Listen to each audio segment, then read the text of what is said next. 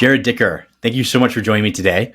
Jarrod, you are a partner at TCG and you lead TCG Crypto.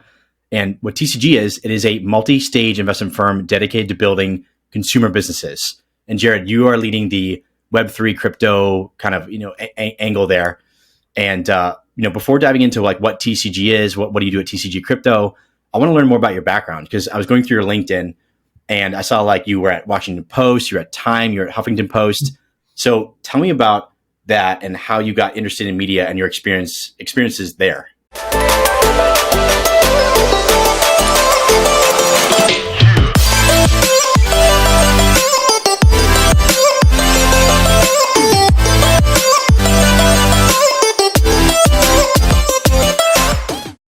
Yeah, so I got interested in media pretty early. I was a wannabe rock star for a long time.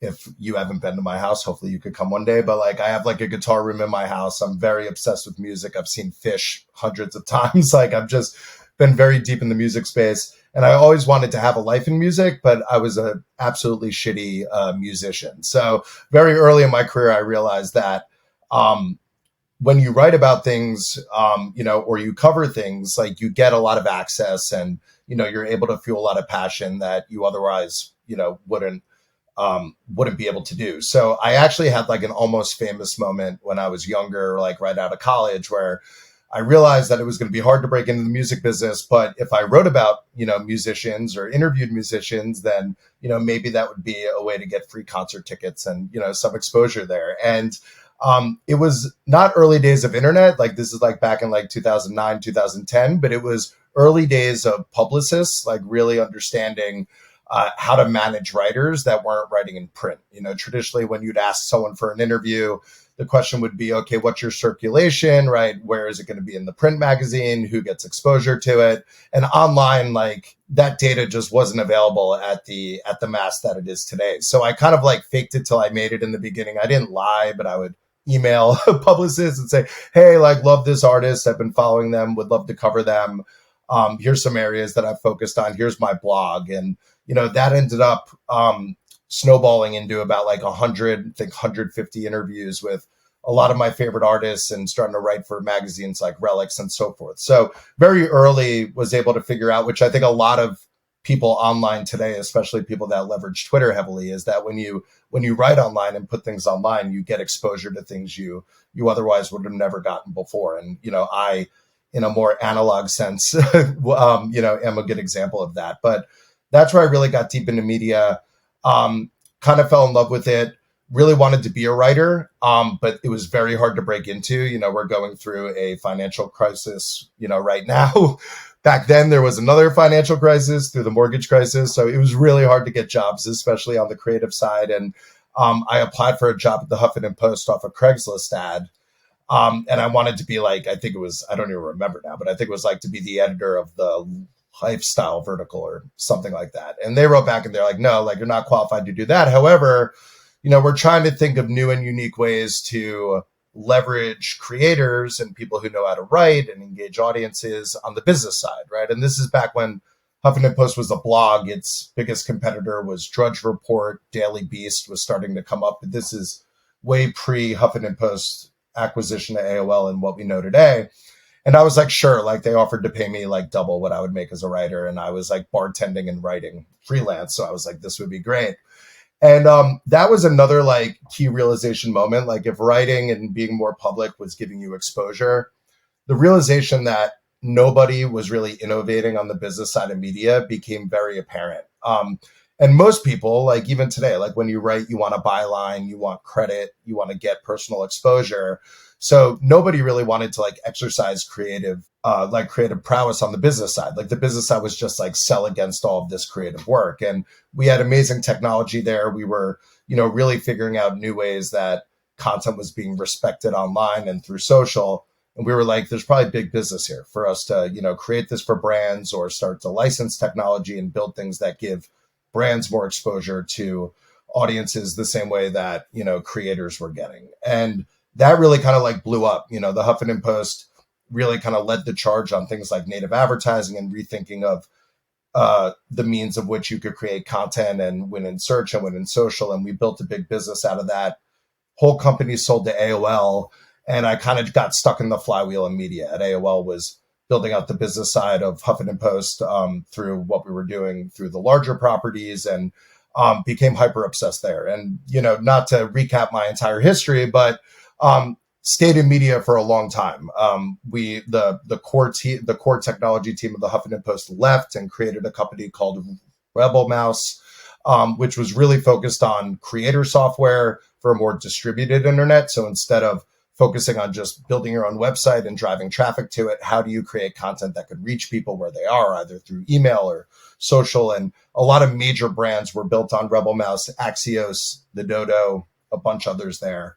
So that was a ton of fun, and led me to, like you mentioned, Time. And then my favorite job up until this one was working at the Post. So I worked at the Washington Post after Bezos acquired the company, and they had similar aspirations, right? They were like a traditional newspaper in a newspaper business facing the headwinds of business models changing, like advertising going to subscriptions, and, other more digitally native companies really starting to push them around. And it was like, okay, how can we rethink our business, leverage the history and the value of the Washington Post, but build businesses around it? And we did that very successfully. We built software businesses, we built distribution, licensing businesses.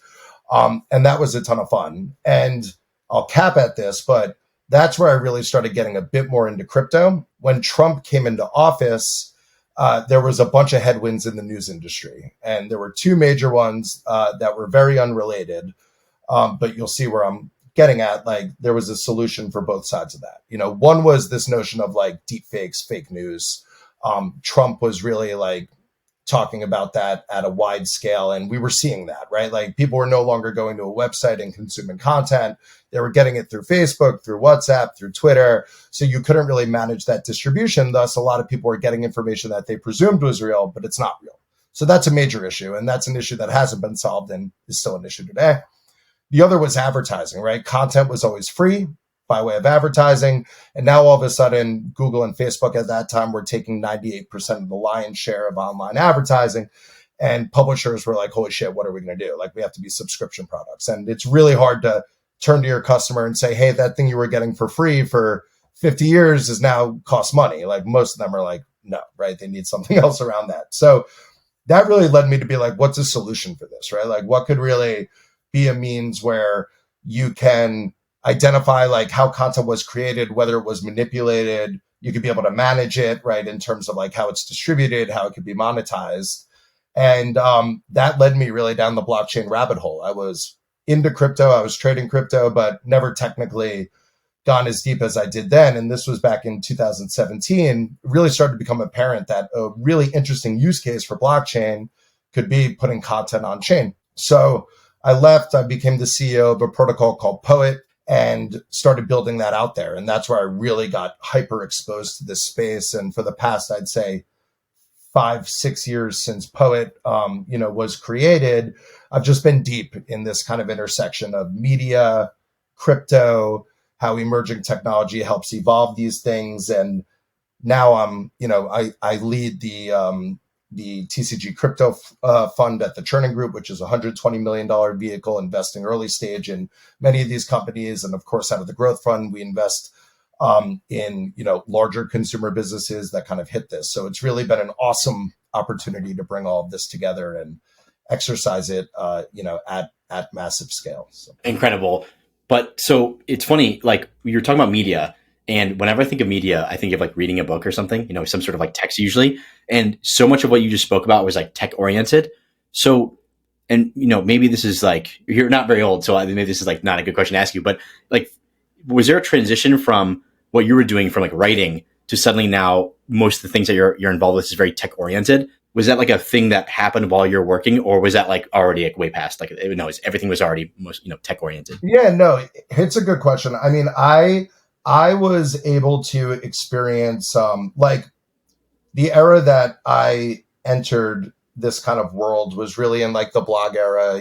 Twitter and other things were really starting to take more flight. Facebook had like Facebook wall applications and stuff like that, things that no longer exist, but people were really starting to better understand distribution in media.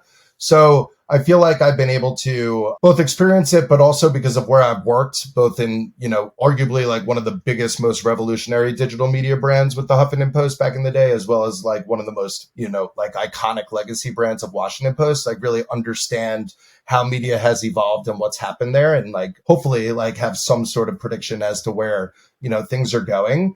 But I think like you didn't ask this question, but it kind of like anchors on it. Like one thing which is very important to note, is that media used to have full control of its entire business, like end to end, like going back decades, like 60s, 70s, 80s, 90s, like there were disruptions, but nothing as significant as like when Google search came out and when, Facebook and social came out. And mainly, like if you think of a media company in the 80s or the 90s, it was like, they controlled their rate card, right? Like I've heard stories of agencies calling media executives and wanting to purchase a television commercial or a print ad, and the executive basically puts it on hold and they're like making up a number. It's like, and whatever it is, right? Like there's nothing for like these agencies to really benchmark against. They wanted the exposure. They wanted to be aligned with that media, so they pay it. They manage the distribution, right? Like the Post managed their printing plants forever. So not only did you manage like the media and the paper, but even the distribution and how those things were created, you had a piece of that pie as well. And you knew your audience, right? You knew who your subscribers were. You knew who was reading you. And then all of a sudden, all that shit blew up, right? Like, I think like it really started with Google. And one of the greatest stories like that I love to hear is like early New York Times was one of the first like major media companies to really go digital, I think back in like 95, 96. I'm going to get that wrong, but it's somewhere in that era. And the reason why ads are so like shitty, right, across the internet, and why they're so placed to the side is because like there really was a strong lack of attention towards really focusing on like how advertising should be integrated within digital media. Like most ad teams at these larger media companies didn't focus on digital like early days when it was web. It was an afterthought. It was like, I want you to buy the print placement. I want you to sponsor an event, and then we'll throw in these ads on the side that you could get because we can't measure them. We don't know if they work. And effectively, like nobody was focusing on it. No one was working on it. And that's where Google was super smart. Google came in and said, a lot of people are using the internet. These individual isolated media companies aren't really focusing on like how best to build an experience here. We're going to better understand how people are using the internet, and we're going to build, an advertising experience for that a la search. But then also they power most of the programmatic ad infrastructure. DFP is the technology that all these publishers and media companies ended up using. So that's why they took that over, because media companies, even though they were ahead on it, didn't necessarily understand how significant, right, that was going to be for their business. And it's funny because today the ads are the same. It's like 300 by 250, 300 by 600 shitty ads that just sit on a page that are programmatically driven oftentimes. There's been attempts at creative experiences, but they're not there.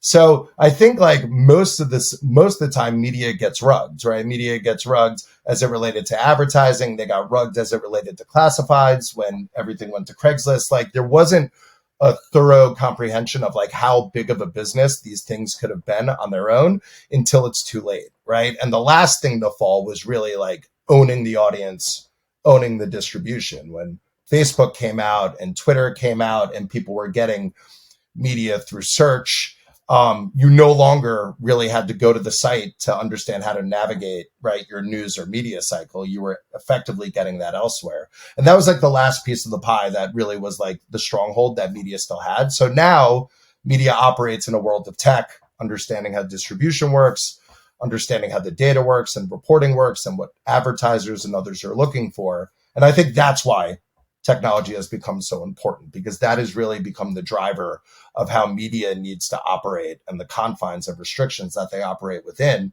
And if you could build your own or think about that, then hopefully you get an edge. Okay, so there's so many ways we could talk about this conversation, and I want to talk about distribution now because that's so important. People can build the best product ever, but if you don't have any distribution to like show people the product, then it's kind of like not really worth it. How does the landscape look today? Because Because I mean, in theory, anyone now can spread their message and spread their product, and it's amazing. On the other hand, it's like you got to go through like YouTube, Twitter. You got to go through like a few channels to like do that. Um, and what are your thoughts on that? Is that like good, bad? What does the future hold for distribution? I'm a big believer that, mass distribution and the ability to really enable the long tail, which has now become, a lot of the long tail becomes these like Mr. Beast, type brands because of the distribution that they're able to get.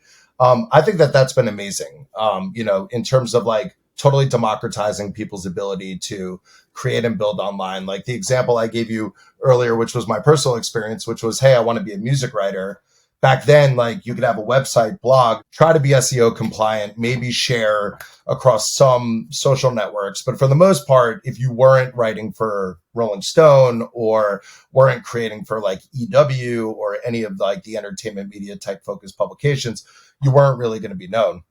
And now that's completely changed, right? Like we love independent takes. People are building brands, people are building their expertise, and they have the ability to reach mass audience. And there's amazing tools that have been built like Substack, and so forth that really accommodate the different mediums, whether you want to do podcasts or video or text or oftentimes all in one. So I'm a massive fan of that. Like I think that it's allowed people to move a lot quickly through the system. It's given exposure to people that might have been underrepresented that can now be represented. So there's a lot of good, there's a lot of bad, right? Like the notion of fake news and, we see while still up for debate, like you saw quite clearly what happened to Silicon Valley Bank in a situation where everyone is online, and would that have happened, would people have pulled out or would the message have been more constructed, for better or worse, TBD, if, there wasn't mass distribution. And because there was, you saw something that might have taken 2 weeks, a month, 6 months happen in, just 24 hours. So, there's a lot of new challenges that come up that people are dealing with, fake news, things of that nature, I think are like some of the biggest ones that are very hard to tackle and figure out. But in the grand scheme of things, I think distribution has been amazing. Now, what I think is very important as it relates to media and something that, again, like I think historically we've constantly seen, like I said before, media companies trying to play catch up, based on the disruptions that are happening outside of them versus them identifying it, disrupting themselves, and then being able to push through, right, is the notion of like, what is a media brand now? Because there is a ton of value in tradition, reputation, process of work and operations of these companies that allow them to continue to stand strong. And I think like we've seen that very clearly on the music side, where in 2000 with Napster, everyone's saying labels are dead. And now, labels continue to be extremely powerful, extremely important for both artists and for, the business of music.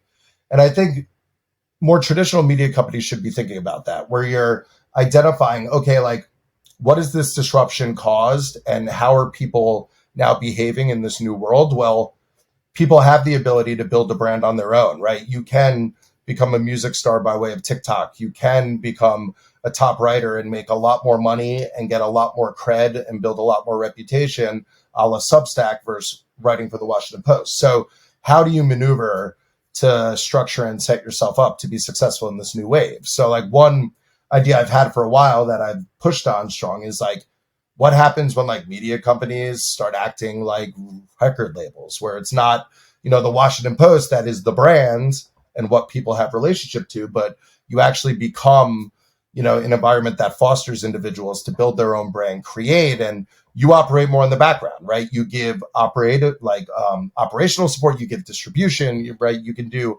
all these other things that provide a lot of value to the creator that they hopefully can't get elsewhere. But it's no longer like, hey, look at us as the brand. That's the big value here. It's more so, how do we equip and become a venue that attracts these independent creators in a more attractive way than, them going out on their own. So I think like there's a lot of like logical things that start to happen amongst that. But I love the notion of distribution. I think the pace of innovation in media is accelerating, beyond people's comprehension. And we're constantly seeing new ways for people to create, to engage. Platforms come in and out, why I love, crypto so much, because I think crypto both can be accommodating to existing means of distribution on how best to monetize, but also creates entirely new behaviors and new ways to do things. So I really think out of everything that we discuss, like AI, VR, like any of these emerging trends, the biggest like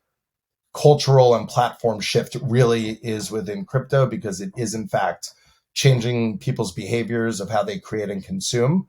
So it's amazing, like being able to, work in a position where I get to like monitor all of these things 24/7, work with these companies, and also have the acumen of how, media has worked and continues to work to try to figure out, how best to set up both technology and, the creators to, take advantage of this. So this is a big tangent, but I wrote a blog post, I don't know, a few weeks back about Mr. Beast, and the title was like, Mr. Beast is going to be the wealthiest person on earth.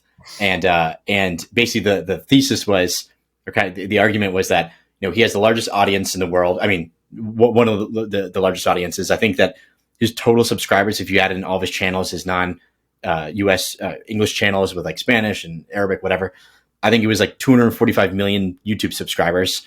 Plus he's got Twitter and Instagram and all this other stuff.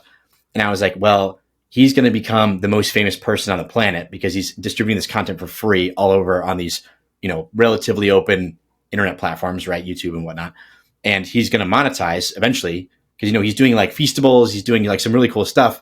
Mr. Beast Burger. But it's not necessarily ultra scalable to an international audience. The most scalable item or the best monetization method in the history of mankind, in my mind, are NFTs, like digital goods that anyone can buy from anywhere with a currency that is, easily transmitted across borders, right?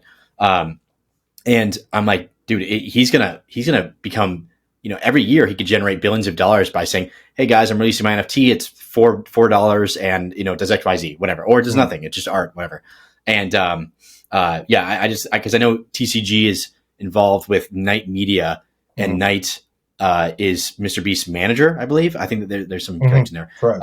So yeah, I mean, it was kind of just like a cool thing I wanted to write about. Whether or not it's true, I have no idea. I just like the title is sexy.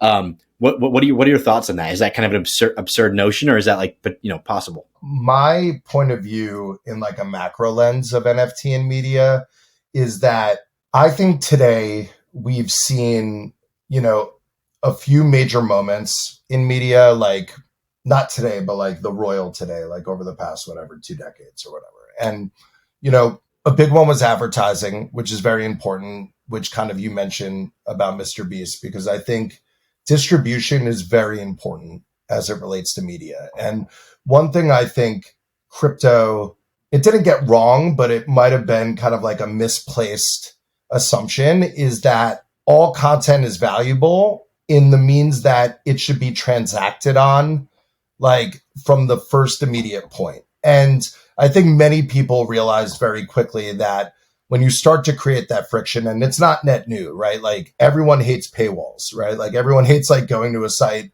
they want to read one article, they get hit with a paywall. Oftentimes they like text a friend to try to get them to unlock it for free. Like that's like the first thing you do, right? You don't subscribe.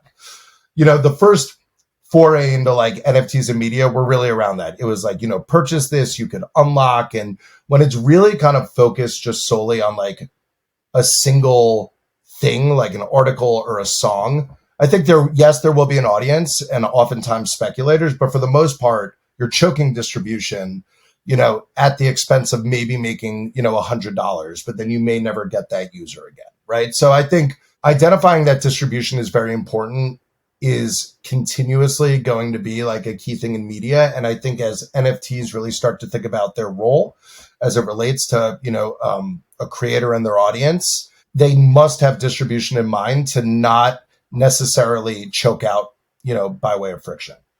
Another one is like convenience over quality, right? I think crypto is really anchored deeply on this other notion that like quality content deserves to be paid for. If things are good, people will pay for them. Again, there is a bucket, I think, that does that. But for the most part, if you're asking people for money, like they'll pay for convenience over quality like 9 out of 10 times. Like if it's something that like makes their lives better, makes them feel happy, makes them feel sad, whatever means it'll be. I'm sure you could think of a million things that you spend money on daily that fit within that pocket. Convenience is pretty key. And I think that's another challenge that like crypto really hasn't thought that deep on, which is, okay, like we're putting such an emphasis on this notion that like these things are great, they're one of ones. And again, there's a market for that. But to reach a more mass scale of interest, you need to really think about like what this shit actually does and why it's going to be. So the last thing that I'll say, like as it relates to that, is that I do think that there is a very wide range for NFTs to play as it exists within user behaviors of today. And what I mean by that is like membership online has really blown up. Subscriptions have blown up. People are really thinking about, okay, how do I have access to something? How do I engage it? How do you give loyalty and perks and certain things to individuals? And to date, that's really been like duct taped together, right? Through a bunch of different things like email, which used to like at its purest is a way to communicate between one people or one person and another, or, a bunch of people together, has now become this notion of identity, like how you log in. It's become like this means of communication for like what you buy, how you get rewards, where you get discounts, downloading tickets. And to be real, like email was never meant to do that, right? Like it's just been a venue that everyone's had. And we've tried to figure out ways where we could piece things together in order to build an experience. But everyone hates those experiences, right? Like tickets are like so transactional and meaningless, like especially now that they're digital and not physical. Like you like get it, you use it, it's done, right? Like you have no relationship to the customer. There's no data that transacts over that, very minimal through Ticketmaster. So like where I like to think of NFTs is like, okay, this is a purely digital first innovation that has been created, by means of transacting digital goods online, buying, selling, collecting. How can that start to be looked at as a foundational technology for a lot of these behaviors online, right? And when you think about media, to your example of a Mr. Beast, or if you're thinking of like a My Morning Jacket, or, anyone who's looking to bridge a relationship between their customer, then I love the idea of NFTs being, a way to start to segment the top of the funnel down the funnel where, okay, I have this audience. Maybe I have an audience that just likes to passively follow me, but there's likely an audience that wants to stay closer to me. Claim an NFT, right, to be within this community. You claim that NFT, and then that NFT could be free, right? I think like the notion that like NFTs have to be paid for in order to get in access, I think is also short-sighted, because if you look at businesses online, driving down the funnel is key, right? So allow your audience to be there, have them join, right, your membership community by way of NFT, which I think is going to be amazing because you could get email, you could communicate, people have access, it's one of one, it feels exclusive.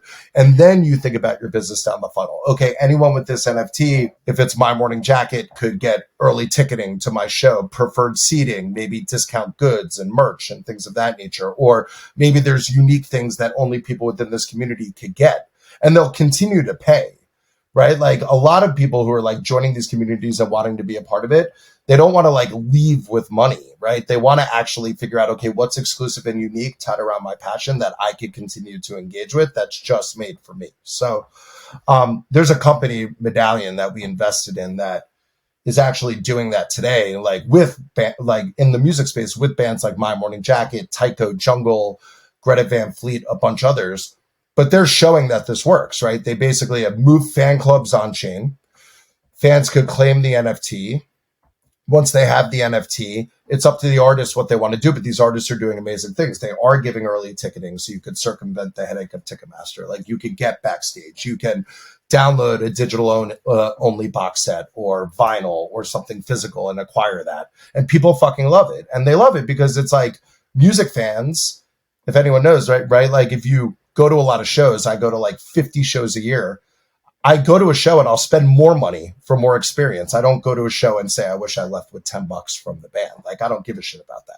I will continue like paying in to get experiences that make me feel good, right? That make me want to be a part of it. So I think that arena, to your point, like whether it's a Mr. Beast or whether it's a My Morning Jacket or it's a Washington Post, I believe wholly that NFTs are going to be a better membership tool as it relates to a direct to consumer relationship across a variety of industries than what's been duct taped and existed prior. Okay, so we talked about traditional media, kind of digital media, NFT media, and I want to talk about TCG. I've heard about it, but could you tell me like what is TCG? And I'm pretty sure they're involved in like traditional movie media and much more. But I would love to hear more about that. Yeah, so TCG is the Chernin Group. It was founded by Peter Chernin, who was president and global COO of News Corp for almost 2 decades. So greenlit Titanic and Avatar and oversaw the league deals and created Hulu. So was always really on the cutting edge of media and continues to be, to what you're alluding to. Like outside of the firm, Peter's CEO of North Road, which is one of the largest like entertainment studios, production companies, for a lot of the things, we see and engage with today. And, at its earliest moment, the Chernin Group really felt that we'd have an edge by identifying companies, founders, right, that were really thinking of new ways of how consumers want to behave online. And, the firm was launched about a decade plus, a little over a decade ago, with its first fund, and really kind of leaned on that, right? It was like, where is their passion? How can we identify this? What are new emerging models on the internet? Content to commerce being one that I think the Chernin Group has, driven driven the ship on, led the ship on, whatever, but has led the charge on is probably a better, a better phrase for that. And those early investments include things like The Athletic, Barstool Sports, OpenSea and others. And now, the core fund is in its third vintage and invests more later stage across, again, these broader consumer type brands. So, investing in Funko collectibles. They were an investor in Golden Auctions, which has gone to Collectors Universe. So really early on, trading cards, PSA, grading, that sort of market. What I love, and I think is, emblematic of, how this firm thinks is a lot of these content to commerce businesses. So in a similar fashion to how, Barstool really started with Portnoy hustling and then, him really thinking about how that starts to expand, bringing on different creators, driving new businesses through that, right? Where today you see what Dave does with pizza, what Spit and Chicklets does with Pink Whitney and vodka and things of that nature, like really rethinking how creators build media brands and then drive value down the funnel for audiences. There's a bunch in those buckets. So Hodinkee, Meat Eater, Epic Gardening, Crunchyroll kind of all exist within there. So it's really been an amazing lens that they've operated on. And I think it's very truly unique and amazing. And that was really kind of like the ethos of why we got very excited about creating an early stage fund, focusing on the Web3 space under the umbrella. So as I mentioned, TCG invested in OpenSea back in 2018, but more recently invested in Dapper Labs in 2021 and then led Zedrun, which was virtual horse racing. And I think what they were seeing was something very similar to what I was seeing. And again, like I've been in and out of the space in media, tech, and crypto for about a decade. And what I was seeing in 2020 and 2021 was I was personally investing in a lot of companies in the Web3 space focused on media consumer. And I was really finding that, things started to significantly shift, right? One of which was not only were consumers starting to get a lot more interested in Web3, but founders were starting to get a lot more interested expanding beyond just crypto audiences, right? It was no longer like, who are the MetaMask users and how do we really target and engage them, but more so like, how do we build this thing to something larger outside of that? And usually that could like be very simple, simply described through like industry. And you've lived through this too, right? It was no longer just banking and lending and trading, but it was entertainment, it was fashion, it was sports, it was music. And that was something that, both the firm and myself had a ton of experience in. The other was that, a lot of these founders traditionally in the Web3 space would work with VCs in a way where VCs would have expertise in tokenomics or a deep understanding in native language of blockchains like Solidity and so forth. And it was very, very, very heavily focused on that. And now, right, as these things started to expand beyond that in direct relation to like founder interest and consumer interest of bridging this beyond just finance into, more passionate arenas, there were a lot of questions around like, how do we do go to market, right? How should we be branding our company? How should we think about traditional business models on top of, crypto business models? What does distribution look like? What does SEO look like? How do we do better retention with our customers? And that was really like the light bulb moment of like, okay, like, I've worked in this space for 6 years, but like this really feels like the time where every single piece of the puzzle really wants to figure out how to make this work and make this as big as we could possibly make it. So we launched TCG Crypto back in September of 21, kind of on that principle, right? Of basically saying, okay, we deeply understand media and consumer. We understand distribution and how creating companies on the internet work. And we're all operators, right? Like we built companies, we've scaled them, we've worked at large institutions, smaller institutions, and so forth. But we could really kind of put our expertise to practice as it relates to these companies. And we truly believe that Web3 was going to change many of the consumer behaviors online. And we really wanted to, get ahead of that and work with these companies and be a part of it. And very fortunately, I think, we're kind of like well on our way, like we being like an industry of doing this, right? I think we're seeing a ton of passion around sports and experimentation and things happening, even on the more traditional side, right, of what the NBA and the NFL are really thinking about things too.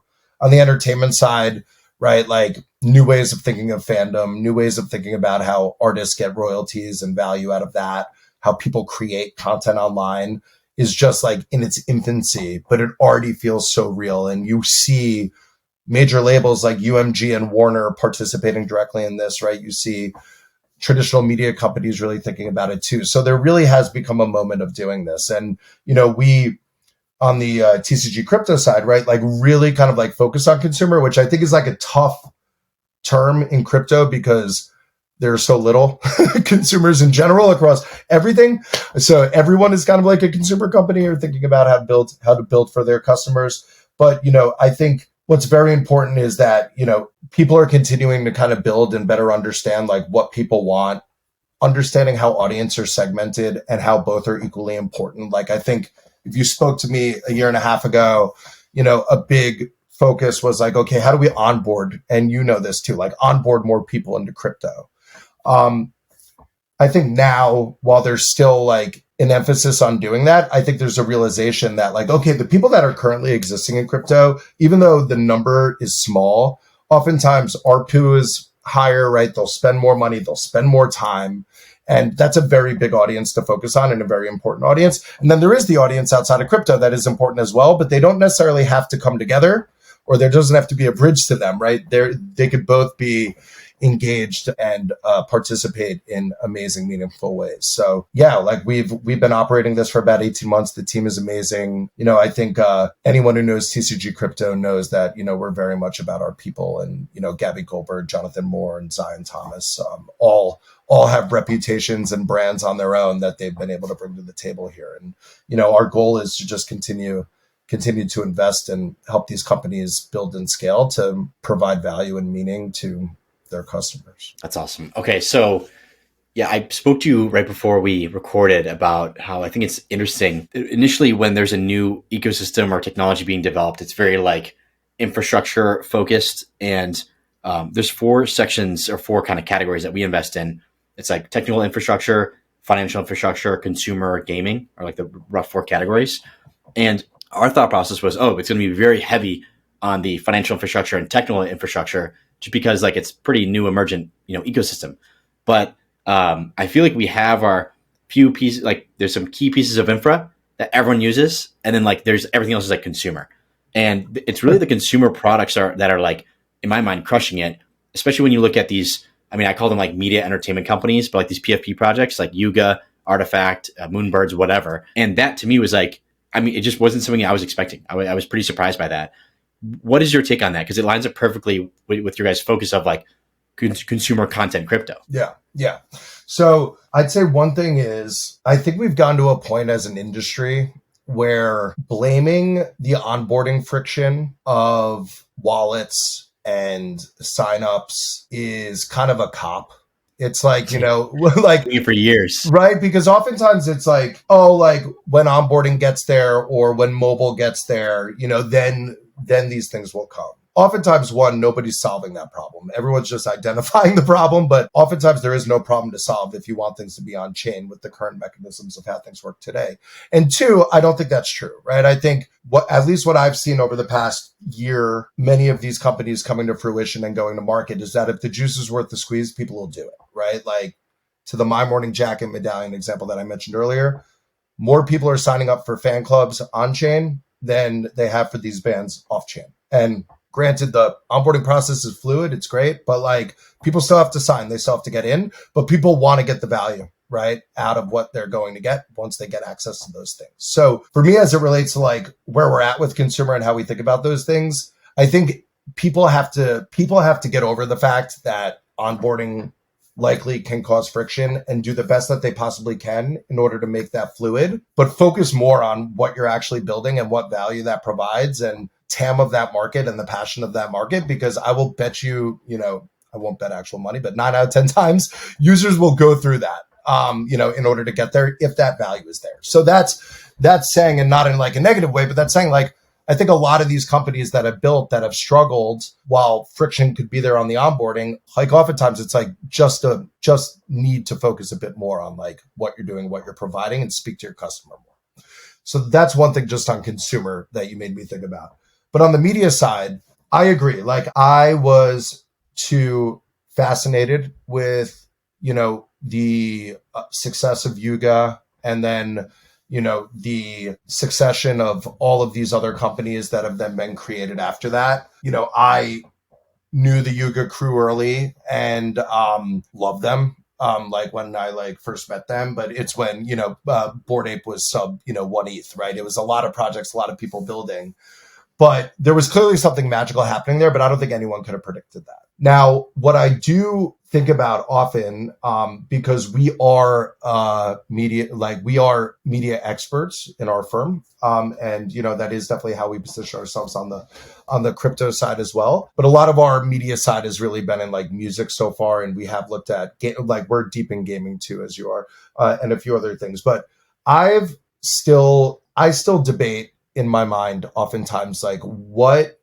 media looks like as it relates to NFTs, whether Yuga is an exception to the rule, because I do think Yuga has proven that they are definitely here and here to stay. Whether these audiences are the same audiences that'll expand outside crypto, and what that looks like, right, for more traditional means. Like I have personally, while I am excited about people to prove this out, personally, like to use music as an example, I've never been able to get overtly confident on the fact that there is going to be enough fans that want to own a piece of their artist royalties or their artist music. I hope we get there. I think it's very cool, but I do understand the challenges and the friction. And I speak to a lot of artists and I know the labels. Like, I just feel like that is a hurdle that is, going to be a big one to overcome. Versus, again, to use music as an example, the notion that fans love artists. They spend money to go see their favorite acts live, or they'll purchase, merch, or they'll,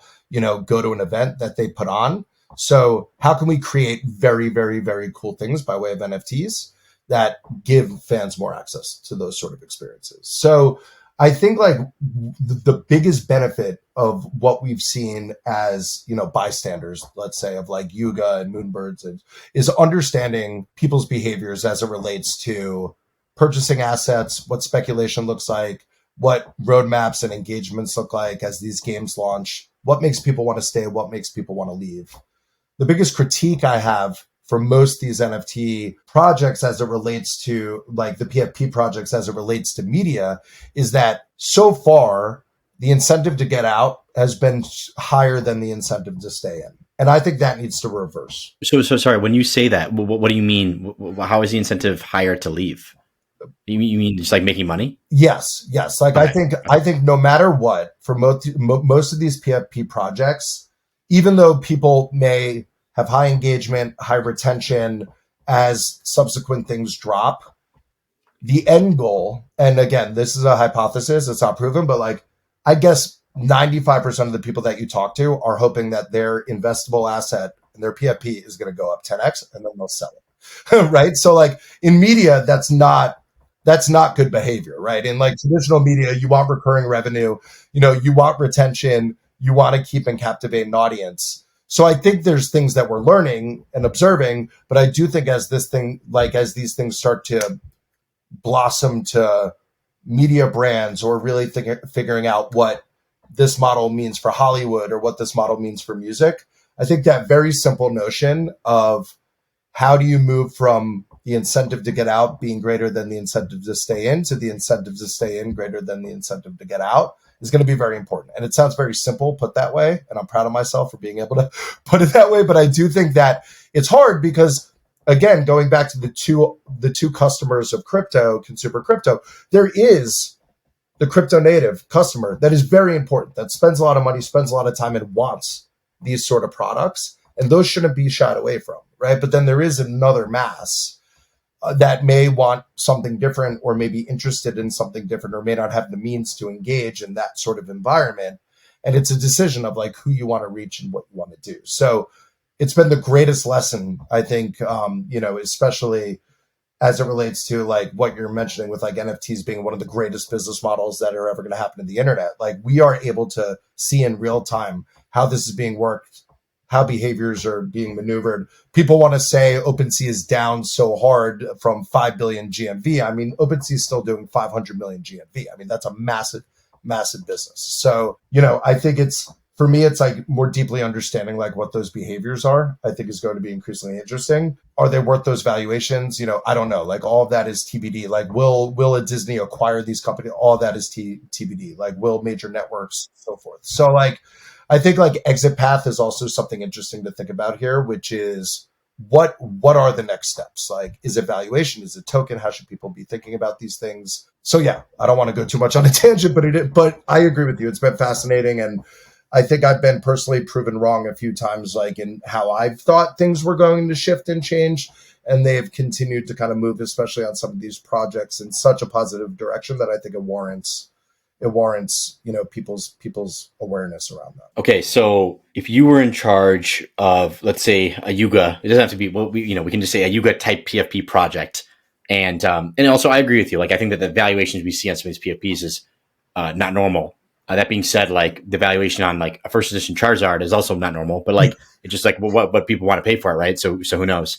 But so if you were in charge of one of these companies, what would you want to do in order to turn it into a more real media company, and who would you angle it to exit to? Would it be a Disney? Would it be a Yuga? Would it be like, would you go IPO or token? Like, what would you do? Yeah, I mean, I think that it's very important to like identify certain aspects of like what these companies actually do and how that pairs to what we've known historically. Like I love being able to take a simple take in that people leverage blockchains to buy, sell, and hold digital goods.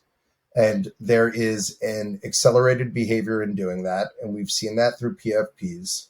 And it's like, where else do we see that? Well, we see that in the trading card space. Like I literally spend so much money on boxes of cards just to get the euphoria to sit down with my twin boys and just open them. And I just open them and I put them in, and some that, could be valuable, I put in a different sort of case, but like, it's way less about like me making any money on those cards, even though hopefully one day, like I do. And it's more so just like the fun of it. Like we love sports, we love hockey, we love all these things, and we just go deeply into it. And that behavior is very replicated, right, on what's happening through what we see with these PFP projects.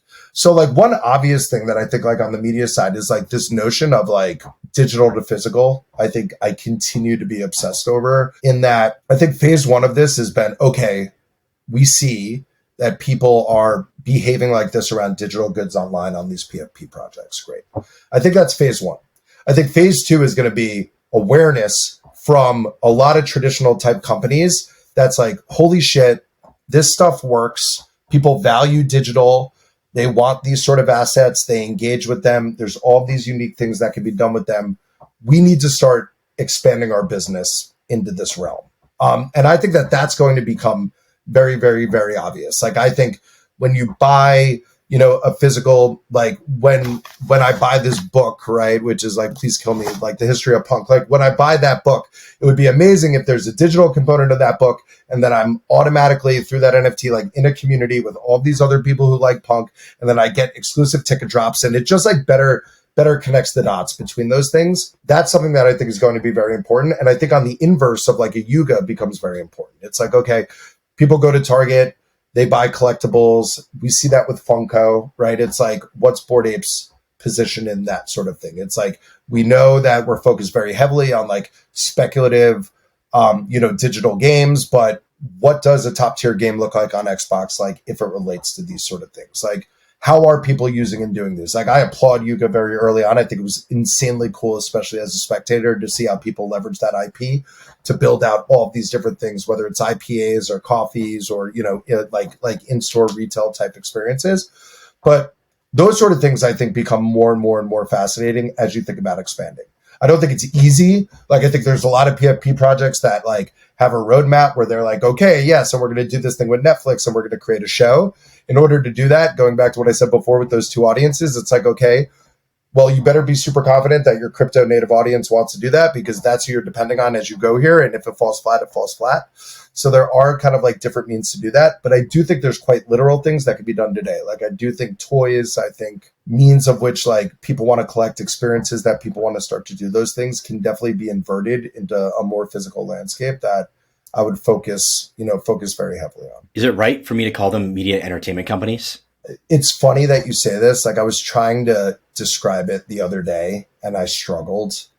I've also heard IP company. I call them like community media companies, because I do feel like what's very cool is how bottoms up they really are. Like, there's companies like StoryDAO and others that are really like attempting to get in and figure out like what it's like when everyone's on the foundational layer of the writer's room and work through it, and TBD on all of those. But I think like that notion is cool. And I feel like the words that encompass like why this is so unique is, it's community owned, it's collaborative. Those things I think are very unique as it relates to traditional media. So I don't know, like, they could be Web3 media companies. I wouldn't necessarily challenge that. I just don't think if I'd call it that. But like Hume, for example, right, is a company that we invested in, which we call a Web3 entertainment company. And they're doing like two interesting things, right? One is they have a platform to create these like virtual metastars.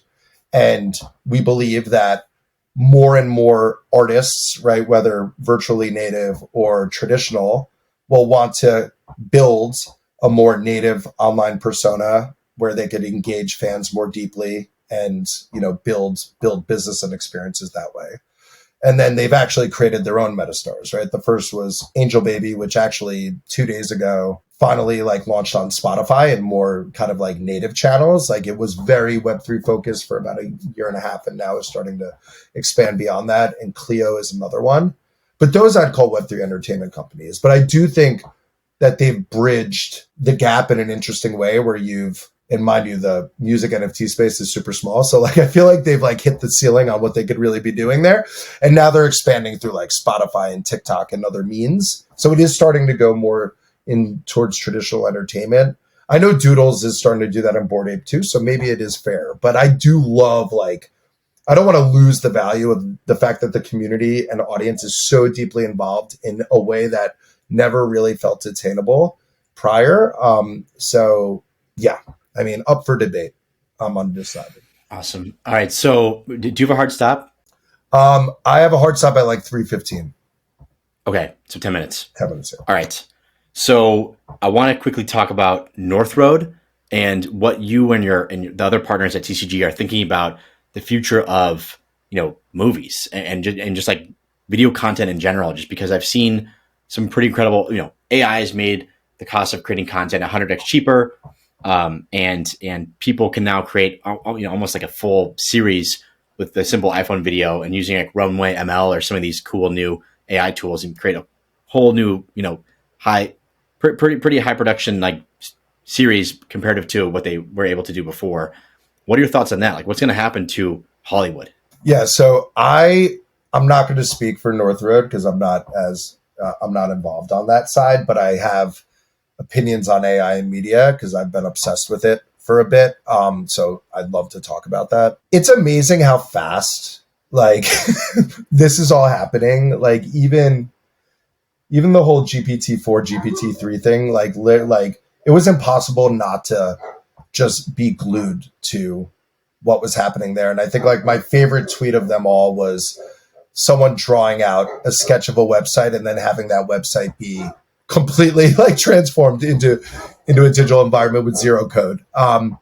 And what I've found, I guess, like has been the biggest like oh shit moment for me as it relates to AI is like we are already starting to see things that you couldn't have imagined that are actually happening, and then all of a sudden your brain explodes and you're like, oh, there's entire businesses to be built out of this and things to be built out of this. So I feel unable to predict how that's going to work. What I will say is that AI in media isn't necessarily net new. Like we leveraged it for a very long time at the Washington Post as it relates to like building efficiencies, which was kind of like the biggest opportunity for how we could have leveraged it back then. So A/B testing headlines, right? Like instead of like using editors to create different headlines, like how can we understand like who the reader is, what their preferences are, understand what's most likely to be clicked, what won't be clicked, what images to use, and have that all be, automated in real time. Like that was something that we leveraged. We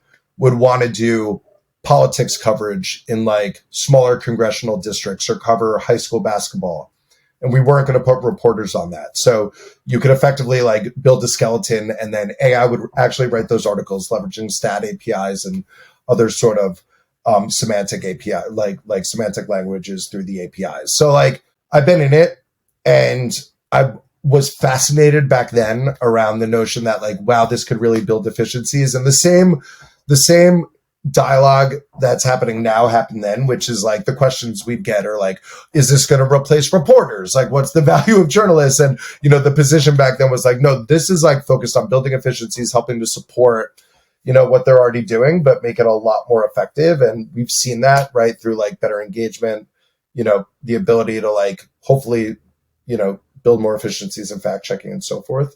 But this shit is like blowing my mind. Like how like, I mean, we moved from like AI creating music, which I thought was just phenomenal, to, the ability for us to basically come to terms with Google may not be the .com that you go to get information. You may be able to just get that wherever and whenever, which was just 2 months ago, to now seeing that like, oh, you want to like create a website or you want to go through legal documents or you like, the example of like passing like the bar exam and things like that, I think are just happening at such a massive scale. And I'm like a tech optimist as it relates to that because I feel that it just opens up so many more frontiers and horizons for us to be building and thinking on. Like, of course, like similarly to anything, there's positive, negatives, and people will expose and comment and be advocates for both sides. But, the speed at which this is happening has been fascinating. The one thing I'll say as it relates to crypto is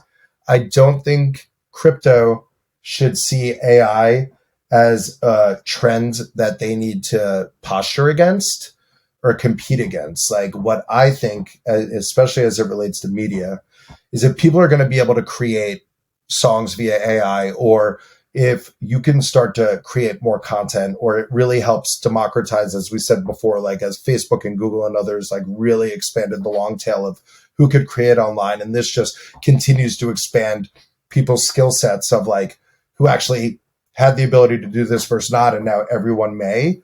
I think crypto should think of themselves as hyper supportive to the means of which this will be created. And that could be, how do I prove that my AI, created this piece of content? How can I manage how that's licensed, right? How can I better like form and understand like how best to like build communities around this? And I think crypto could do like a very, very, very good job at that.